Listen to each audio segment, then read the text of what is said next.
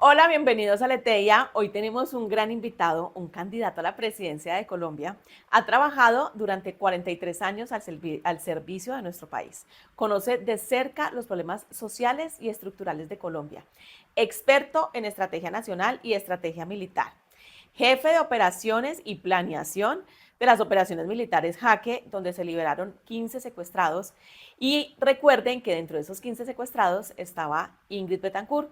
También la operación Sodoma, donde fue abatido el mono Jojoy. Gerente general de Indumil, bueno, entre muchas cosas más. General Gustavo Matamoros, bienvenido a Leteia. Aletea, descubre la verdad. Descubre la verdad, libera tu mente.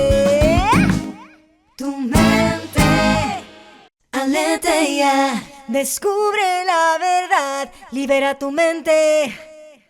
Bueno, general, usted tiene una experiencia grandísima y quiero que ahorita nos cuente un poquito, pues, para todos los que están viendo esta entrevista, toda la experiencia que usted tiene. Pues mira, Victoria, yo duré 43 años en el ejército. De esos 40 años en el ejército y 3 como gerente de Indumil. O sea, toda una vida dedicada al servicio de este país. Una vida donde he recorrido la mayor parte del país. Conozco la problemática de todos los sitios. Conozco la idiosincrasia de las personas. Y he visto muchas cosas que mucha gente no ha visto. He visto el rostro del sacrificio, he visto en las salas de las casas la foto del soldado, el oficial o el suboficial que murió en combate. He visto familias completamente desoladas, padres, hijos y hermanos. Así como te estaba diciendo, entonces yo he visto el país. A mí nadie me lo ha contado. Yo lo he recorrido, yo conozco los sitios, yo conozco las personas, yo conozco el sufrimiento. Y yo conozco que el mayor problema que tiene Colombia en este momento es de seguridad. Tenemos que devolverle la seguridad a los colombianos, porque este gobierno se ha dedicado a hacer negociaciones con los grupos terroristas y resulta que de seguridad nada. Cada vez que hay negociaciones con los terroristas, ellos aprovechan ese momento para fortalecerse, para fortalecer sus negocios, para reclutar más niños y para causarle más daño a Colombia. Entonces, yo le estoy diciendo al país, vengo a recuperar la seguridad, vengo a recuperar la tranquilidad y vengo a devolverles a los colombianos esa fe que han perdido en sus políticos. A mí me gustaría que ahora ampliáramos esa parte de seguridad, pero antes me gustaría saber usted desde cuándo decidió ser candidato presidencial. ¿En qué momento le picó el bichito de ser candidato presidencial? Victoria, hace más o menos 2 años, nosotros tenemos un movimiento con mi hijo y otras personas, un movimiento de personas interesadas en los temas de país. Y hace 2 años empezamos a decir, oiga, propongámosle al país ideas, propongámosle al país soluciones, propongámosle al país cosas distintas, que ellos vean personas diferentes a los políticos de siempre.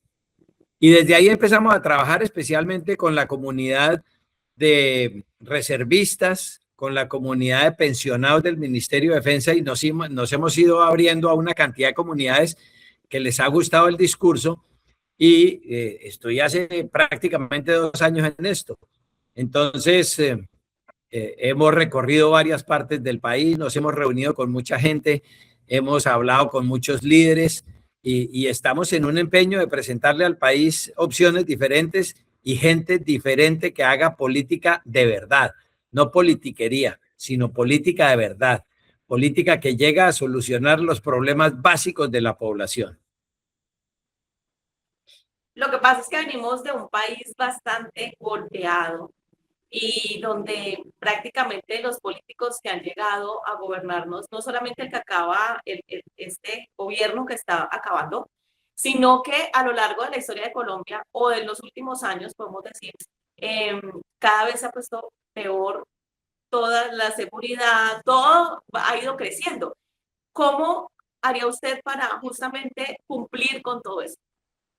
Lo que nos dice. Victoria, mira, yo creo que un gobierno que llegue no puede llegar a destruir lo que se ha construido, porque es que lo que hemos construido, bien regular o mal, ya es un país y tenemos es que reestructurar las cosas que no funcionan y echar para adelante. No podemos llegar a destruir con todo lo que está, creyéndonos que tenemos la varita mágica para descubrir el agua tibia. El agua tibia ya está descubierta hace mucho tiempo. Entonces, tenemos que construir sobre lo construido, tenemos que corregir las cosas que están mal y no podemos decir que todo está mal, porque no, al fin y al cabo el país va para adelante, las cosas van para adelante, la gente sigue trabajando, la gente sigue teniendo fe. Entonces, es construir sobre lo construido, es corregir lo que está mal y es darle ese toque que se le tienen que dar a las cosas para que las cosas funcionen. Mire, Victoria, este país está sobrediagnosticado. Todo el mundo sabe qué es lo que hay que hacer, pero nadie hace. Entonces yo vengo a proponerle, hagamos cosas sobre esos diagnósticos que tienen gente especializada, gente que conoce muy bien de los temas. Sobre ese conocimiento, hagamos más. Pero no nos llenemos de pesimismo, porque es que el pesimismo no nos lleva sino a que la gente pierda la fe en las cosas, que la gente diga, no, eso votar para qué. Y resulta que tenemos una abstención de 50% del censo electoral. Eso es inconcebible si queremos tener una democracia que funcione. Entonces, construir sobre lo construido, corregir lo que está mal, ajustar donde tengamos que ajustar, pero seguir para adelante porque el país se lo merece y la gente se lo merece. Lo que nos acaba de decir es supremamente importante porque es que casi siempre los políticos que llegan, llámese presidentes o alcaldes o gobernadores, quieren prácticamente es acabar lo que seguramente venía funcionando porque quieren imponer sus ideas y no, así no se puede construir, ¿no? Entonces, eso me parece bien interesante. Y aquí quería hacerle también una pregunta con base o basándonos en la economía que está bien golpeada en nuestro país y creo que a todos los colombianos nos interesa muchísimo esto.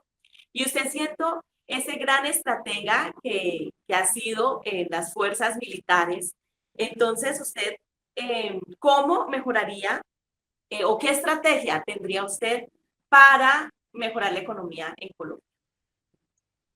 Mira, Victoria, mi programa se denomina Seguridad y Desarrollo Social. Es que tenemos que empezar a construir de abajo para arriba. Tenemos que llegar a las regiones y mejorar las condiciones de vida de esas personas. Estoy hablando de infraestructura para que ellos se puedan comunicar, de centros de salud, de escuelas que sean que tengan internet y que tengan todas las condiciones que debe tener un muchacho para poder aprender lo que necesita aprender. Pero aparte de eso, agua potable, polideportivos y una cantidad de cosas que se requieren de abajo hacia arriba. Tenemos que solucionarle el problema de pobreza a más de 16 millones de colombianos. Tenemos que ser capaces de que el muchacho que está en el campo, que salga a la ciudad a estudiar, vuelva al campo porque el campo es atractivo. Porque si el campo no es atractivo, el muchacho se queda en la ciudad y no podemos desarrollar el campo. Necesitamos desarrollar el campo. Esa es la despensa del país. Ellos tienen que producir para que el resto del país siga funcionando y para que el resto del país pueda alimentarse. Entonces, la economía tiene que empezar porque tengamos un campo productivo, porque las personas que viven en el campo tengan suficiente apoyo del gobierno para que tengan las semillas que corresponden, los herbicidas que corresponden, las vías de comunicación de las cuales puedan sacar sus productos para vender en los centros de acopio más grandes, y eso facilitaría el desarrollo de la economía. Pero tenemos que entender que hay que construir abajo para arriba. Tenemos que decirle a las personas, vaya a las ciudades, estudie y vuelva al campo, que se vuelvan agrónomos, que se vuelvan veterinarios, que se vuelvan una cantidad de profesiones afines con el campo para que el campo se vuelva otra vez atractivo. Pero para que el campo sea atractivo tenemos que devolverle la seguridad. En este momento hay casi 600 municipios que están en manos de los grupos delincuenciales de todo orden, ¿no? Narcoguerrilleros, narcos, carteles, minería ilegal, bueno, una cantidad de fenómenos que hacen que la gente no se sienta segura en el campo, que el campo no produzca, y que al no producir, pues entonces la economía sufre. Y si la economía sufre, pues sufre todo el país.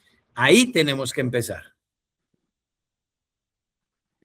Claro que también hay un fenómeno que no podemos ocultarlo y es el tema del narcotráfico en los jóvenes, o sea, la gente igual en los campos está yendo más por este lado porque pues de alguna manera van a obtener, pensarán ellos, mucho más dinero, ¿no? Entonces, ¿cómo hacer?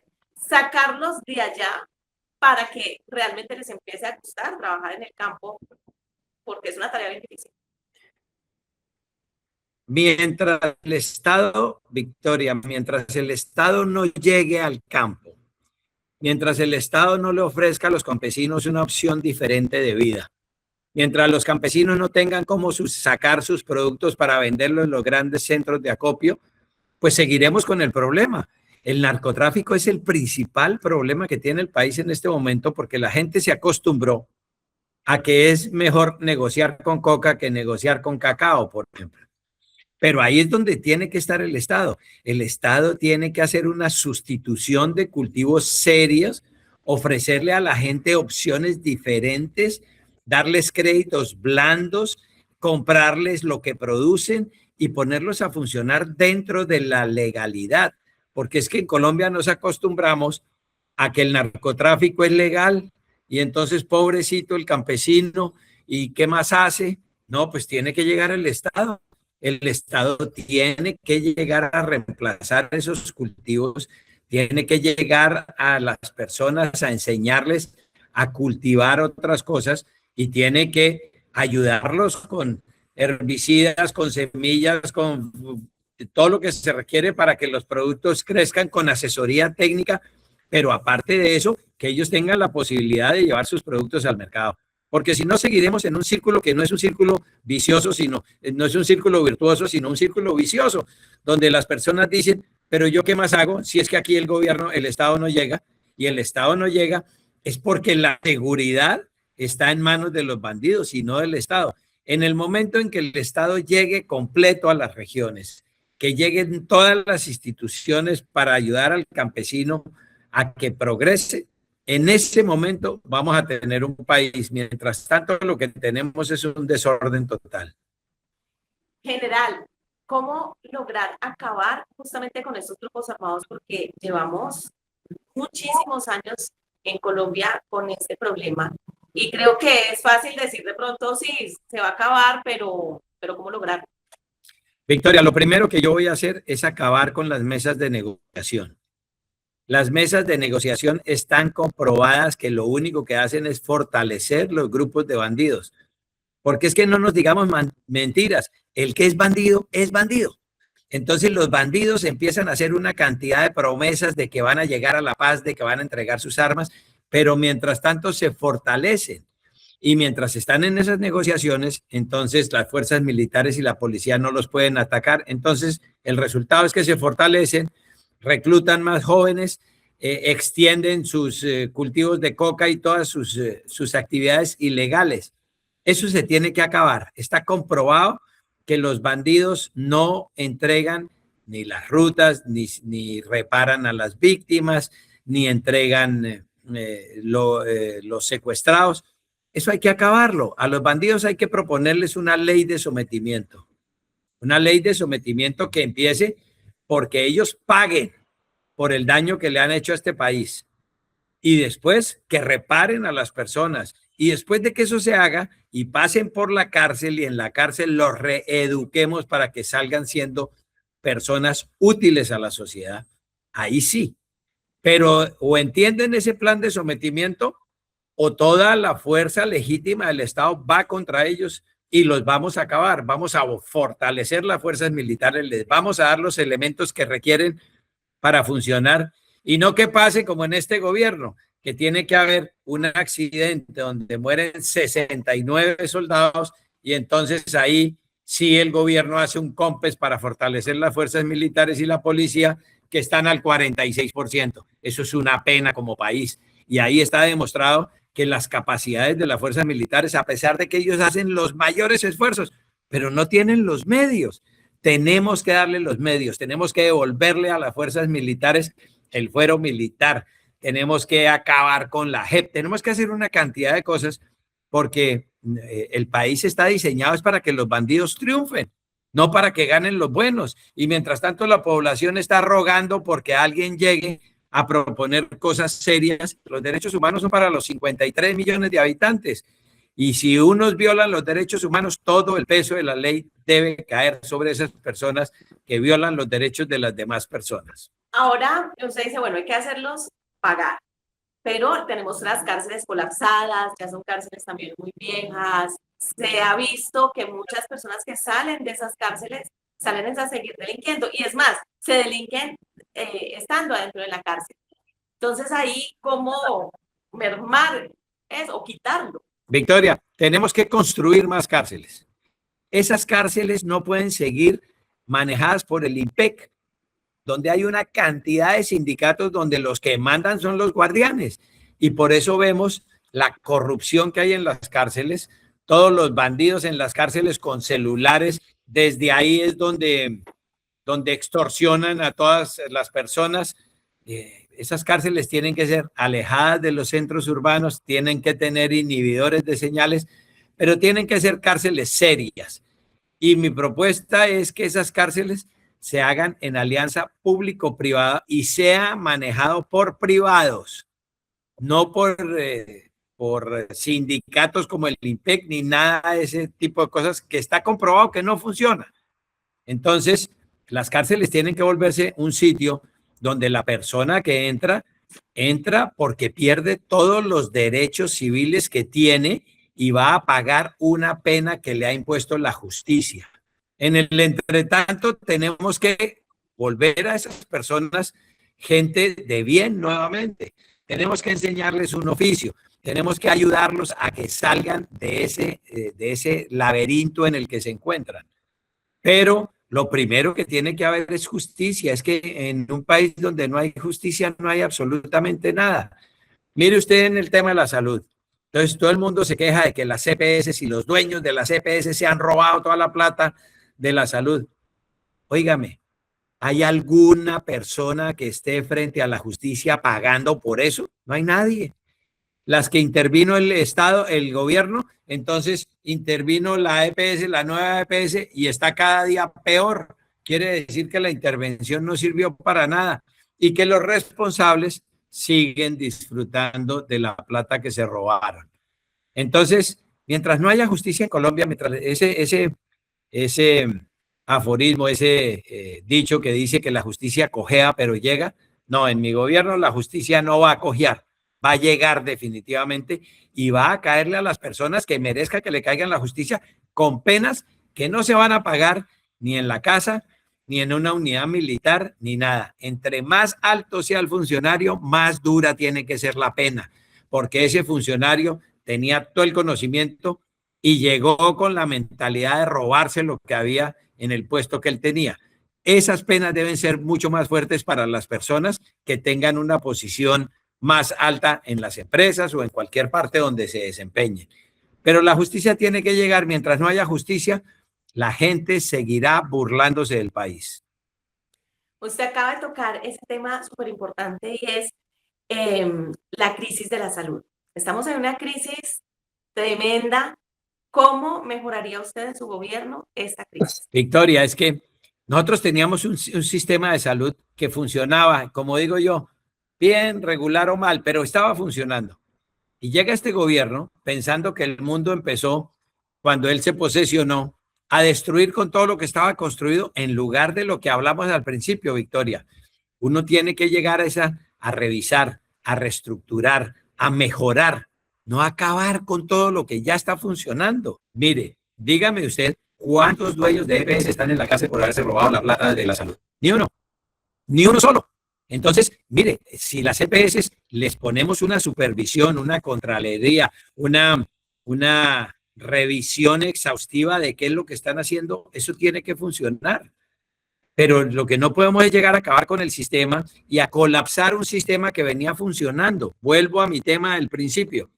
No puede uno llegar a inventarse el agua tibia porque el agua tibia ya está inventada hace rato. Uno tiene que llegar a corregir donde están los problemas, porque es que destruir es facilísimo, pero construir, y el sistema se venía construyendo de hace muchos años, y llegó este gobierno. Acuérdense de la primera declaración del presidente Petro, que dijo, eso es muy fácil, yo no le giro a las EPS y chun, se van cayendo, y eso fue lo que sucedió. Y ahora estamos en el lío de que el gobierno quiere meter a todo Colombia en una sola EPS, sin que esa EPS ni el ADRES tengan la capacidad para girar los dineros que necesitan las IPS para que los hospitales funcionen y para que llegue la plata a los hospitales. Entonces, crearon un caos peor que el que teníamos en lugar de solucionar el caos. Tenemos que llegar a mirar qué funciona y qué no funciona. Y los responsables tendrán que pagar por esa irresponsabilidad de que no hicieron funcionar las cosas. O sea, usted dejaría las EPS. Si las EPS funcionan, se quedan. Si no, se modifican. Y si no, se acaban. Pero que sea un proceso, que no sea llegar y botar todo lo que hay sobre la mesa. No, hay cosas en las EPS que funcionan. La prueba es que este gobierno no las ha acabado, que fue lo primero que dijo que iba a hacer. Las ha intervenido, pero esa intervención no ha servido para absolutamente nada porque cada día están más colapsadas las EPS, cada día los hospitales están recibiendo menos recursos, cada día tenemos menos medicamentos, cada día tenemos menos citas de especialistas, cada día la población se queja más. Mire, la cantidad de tutelas ha aumentado en un 100% comparado con hace 3 o 4 años. Eso quiere decir que el sistema no ha funcionado y que las soluciones que trató de implementar este gobierno tampoco. Entonces, ¿qué estamos haciendo? Destruyendo el sistema de salud. Y mire, la salud es algo que nos pega a todos, porque es que la salud no es ni de estratos, ni de color de piel, ni de nada. La salud le pega a todas las personas en Colombia y si no cuidamos la salud, pues nos vamos a morir todos antes de lo que deberíamos morirnos. Sí, es verdad. O sea, la salud y está en cuidados intensivos en estos momentos la salud en Colombia. Como también está en cuidados intensivos el tema de las pequeñas y medianas empresas, porque quería tocar también un poquito ese tema del salario mínimo. Con la subida o el incremento del salario mínimo, pues muchas empresas tuvieron que ir saliendo de algunos empleados. Mucha gente en el país piensa que eso es simplemente una campaña de desprestigio frente a un muy buen salario mínimo. Pero usted, ¿cómo mejoraría estas condiciones para los empleados y los empleadores? Mire, Victoria, ese es un tema bien sensible.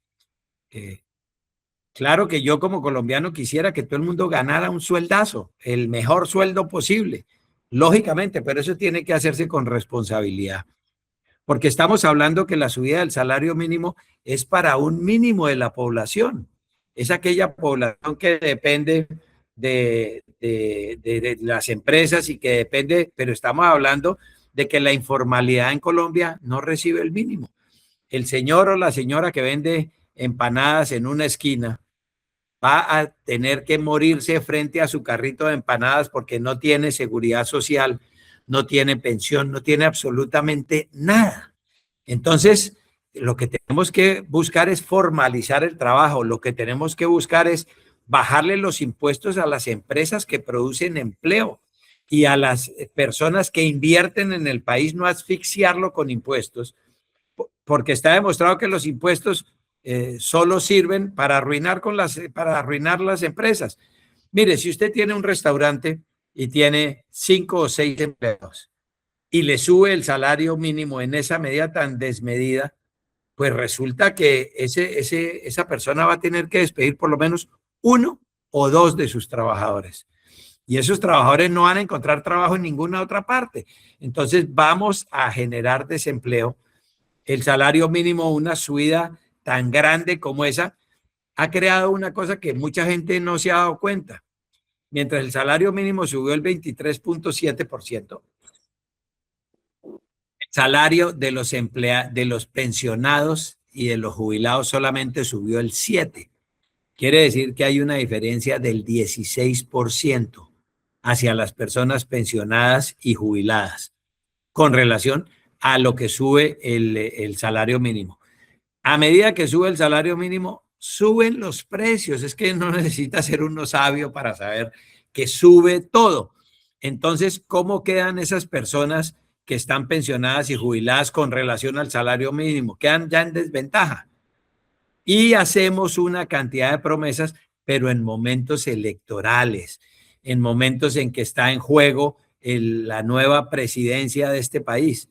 Hombre, este gobierno va a completar 4 años y hasta ahora se ha dado cuenta que las fuerzas militares están desfinanciadas, que las fuerzas militares no tienen los recursos, que una cantidad de cosas después de 4 años y todavía sigue con el retrovisor mirando y no solucionó ninguno de los graves problemas que tiene este país.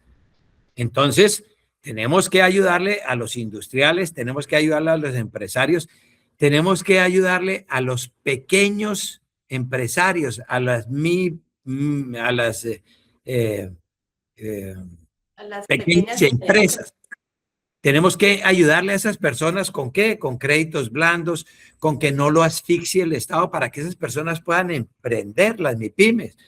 Entonces, no podemos seguir asfixiando a los industriales, a los empresarios y a las pequeñas empresas con impuestos solamente para que esos recursos se utilicen en épocas electorales como se están utilizando.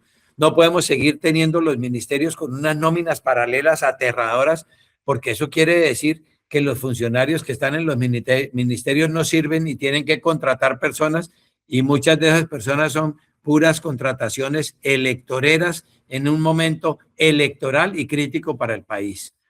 Entonces, yo creo que en eso hay que tener mucho cuidado y tenemos que hacer las cosas muy bien.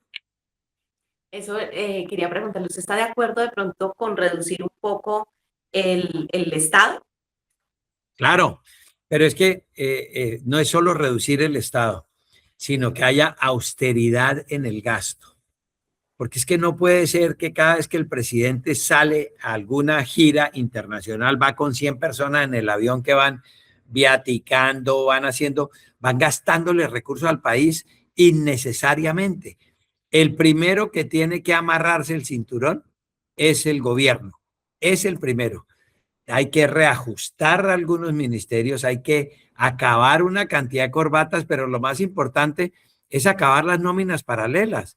En este momento pueden haber más de 500,000 personas que tienen órdenes de prestación de servicios en los diferentes ministerios. ¿Cuánto le cuesta eso al país? Pero aparte de eso, esos contratos están hasta 3 días antes de las elecciones. Y la gente tiene que comprobar que votó por el gobierno para que le renueven el contrato. Por Dios, estamos en el peor de los mundos. Estamos en un estado de corrupción que no tiene límites, y esa corrupción es generada por el Estado, es generada por el gobierno, que fue el primero que nos dijo que iba a acabar con la corrupción. Y esto que está pasando es una muestra rampante de lo que es la corrupción en este país. Eso le quería decir porque la bandera de ellos era acabar con la corrupción, y también pues se criticó mucho que en otros gobiernos se gastara mucha plata y después nos encontramos que en este gobierno se ha gastado quizás igual o mucho más. Pasó pues el tema de lo de Francia Márquez con el helicóptero. Entonces, hay veces uno escucha en campaña todo ese tipo de cosas, pero cuando llegan al poder no sé qué pasa. Pero finalmente se Victoria, acomodan todos igual. claro, Victoria, por eso es que la gente ha perdido la fe en la política y ha perdido la fe en los políticos que cada 4 años aprovechan el evento para volver a aparecer y volver a proponer una cantidad de cosas que nunca realizan. Mire, ¿cuántas cosas no prometió este gobierno? Le voy a nombrar 2. El tren de Buenaventura a Barranquilla. Y todo el mundo dijo, uy, eso es una locura. Y sin embargo, cuando lo propuso aquí en Barranquilla, todo el mundo aplaudía porque todo el mundo decía, por fin alguien va a hacer algo.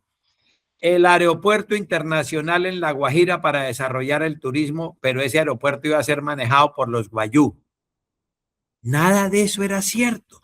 Todos son discursos de ocasión, discursos para ilusionar al pueblo, y el pueblo está aburrido de que lo ilusionen. Aquí tenemos es que llegar con hechos, y tenemos que empezar a construir la casa desde el primer piso, no desde el último. Y tenemos que empezar a solucionar los graves problemas de una Colombia que está abandonada. Si usted mira la periferia de este país, esa periferia está abandonada, está abandonado el Chocó, la parte pacífica del Valle, Cauca, Nariño, Putumayo, Bichada, Guaviare, sur del Caquetá, Arauca, norte de Santander, La Guajira, todo eso es la periferia y está totalmente abandonado. Allá no llega el Estado. Le voy a poner un ejemplo. El Plateado. ¿Usted recuerda el Plateado? Eso fue hace ya casi 2 años. ¿Usted sabe quién llegó al Plateado? El ejército. Fue el único que llegó. De resto no llegó absolutamente nada más. Entonces dice uno, mientras el Estado esté ausente de los territorios, ¿cómo podemos esperar que esos territorios vivan en paz, produzcan y se desarrollen? Tiene que llegar el Estado. Mire, yo estoy proponiendo llegar con los ingenieros militares del ejército. Esos ingenieros tienen la capacidad de construir lo que usted quiera y llegan con seguridad.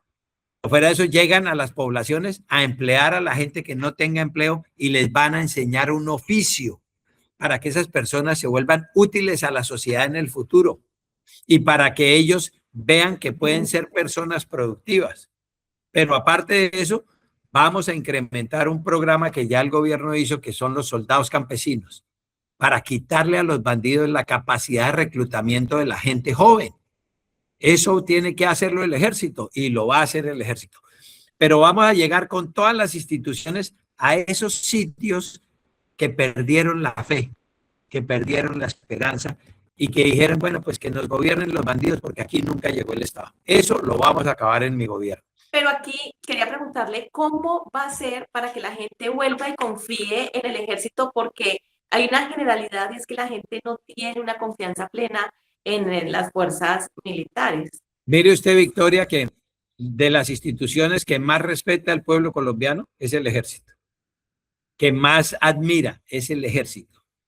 Pero es que la gente tiene que entender que la única forma de que el ejército, las fuerzas militares y la policía sean eficientes es que cuenten con el respaldo del pueblo colombiano. Es que no hay nadie más que pueda brindarle seguridad al pueblo colombiano que sean las fuerzas militares y la policía. Tenemos que rodearlos, tenemos que apoyarlos, tenemos que irles dónde pasan los sucesos para que ellos puedan reaccionar a tiempo y dónde se presentan los fenómenos para que ellos puedan hacer alguna acción preventiva. Pero si todos nos sentamos a esperar que me llegue la seguridad y yo sentado esperando que me llegue, no vamos a llegar a ninguna parte. Tenemos que ayudarlos, tenemos que darles información, tenemos que colaborar, tenemos que decirles aquí estamos, porque es que la seguridad empieza por uno mismo. Entonces, cuando una persona sale de su casa, lo primero que verifica es que queden cerradas las ventanas, que queden cerradas las llaves del agua, el fogón de la cocina, echa llave en su puerta. Esa misma persona tiene que estar pendiente de qué es lo que pasa en su cuadra y entre lo que pasa en su barrio.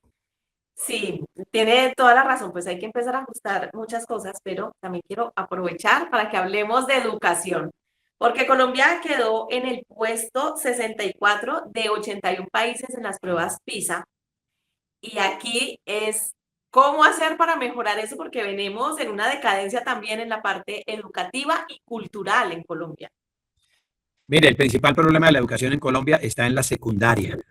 La cantidad de muchachos que abandonan sus estudios en secundaria es aterrador.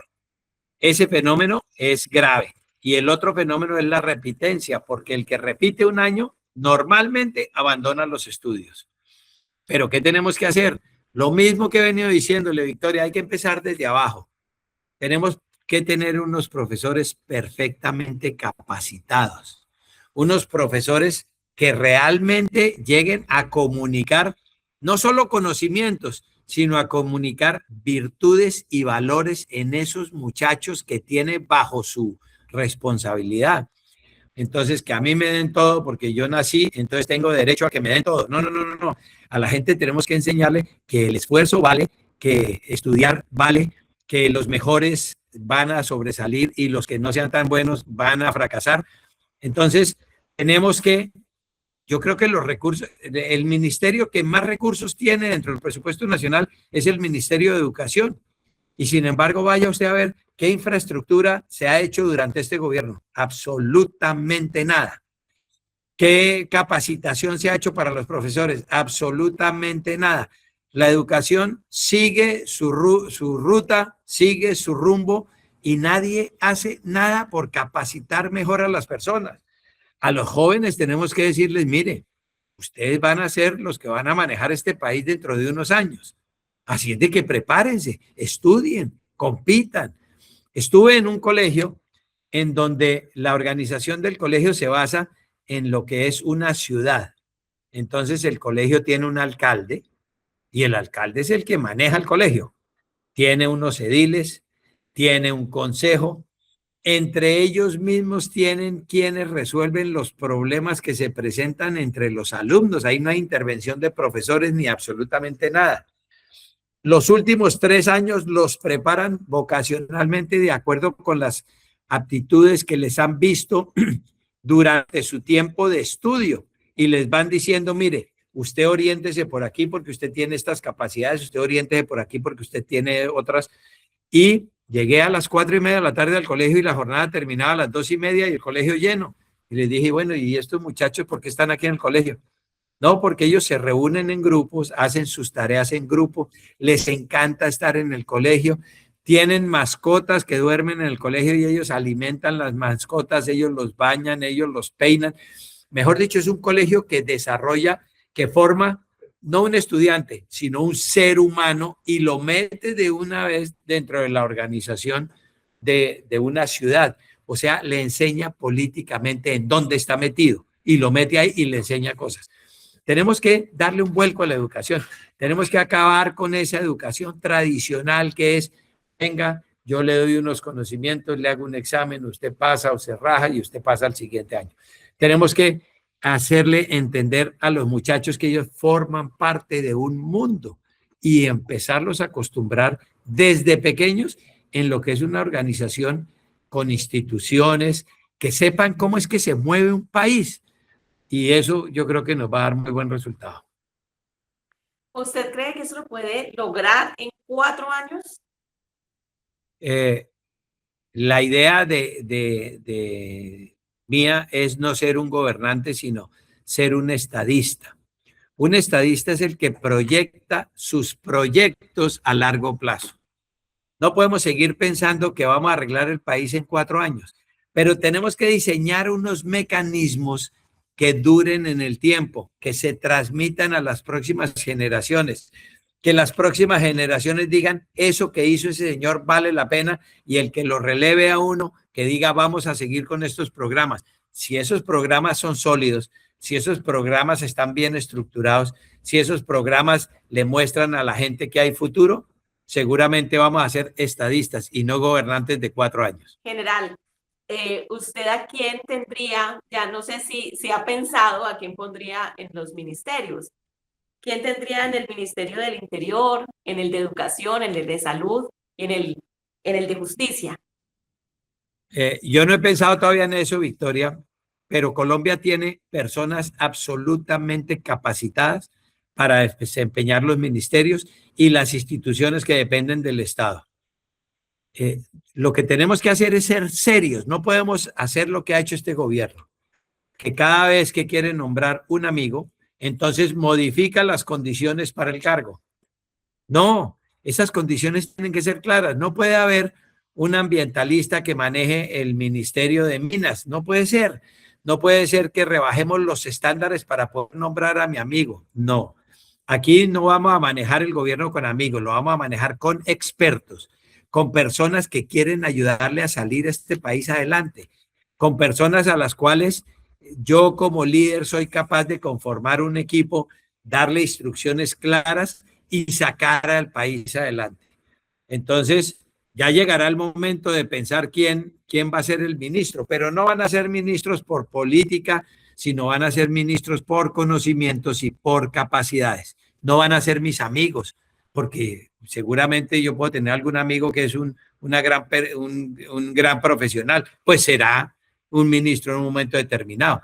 No van a ser por política, no va a ser por amiguismo, va a ser por capacidades y por deseos de servirle al país.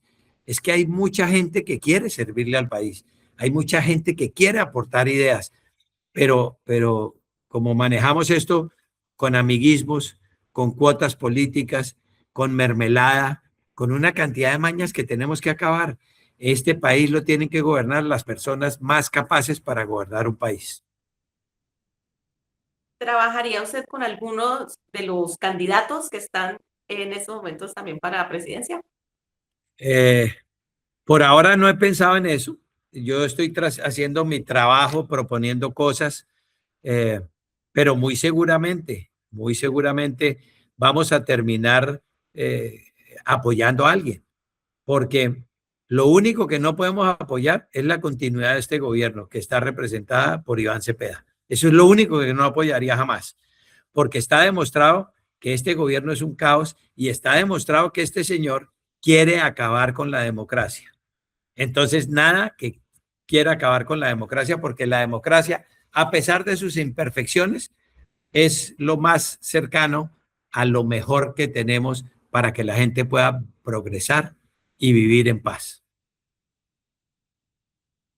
Muchísimas gracias, general Matamoros. Le deseamos todos los éxitos en esta campaña presidencial y que ya está todo encima y que Colombia empiece a surgir. Victoria, muchas gracias por la entrevista. Al pueblo colombiano quiero decirle, mire, tengan fe, no pierdan la fe, no pierdan la fe en sus fuerzas militares y policía, que son las mejores de Latinoamérica, sin lugar a dudas. No pierdan fe en que hay personas serias como yo, que estamos proponiendo proyectos serios y que se pueden hacer. Yo no soy un promesero, no estoy prometiendo cosas que no se puedan hacer. Sí, y decirle al pueblo colombiano, mire, nosotros tenemos un gran país porque es un país lleno de recursos, pero más importante es su gente. Y así llegamos al final de esta maravillosa entrevista. General, le deseamos muchísimos éxitos en su candidatura. Y a todos ustedes, muchas gracias por acompañarnos. Ya saben, suscríbanse y denle me gusta, compartan este video y los invito también para que vean los otros videos que tenemos en este canal. Ya sabes que en Aleteia descubre la verdad, libera tu mente. Nos vemos. Chao, chao. Descubre la verdad, libera tu mente.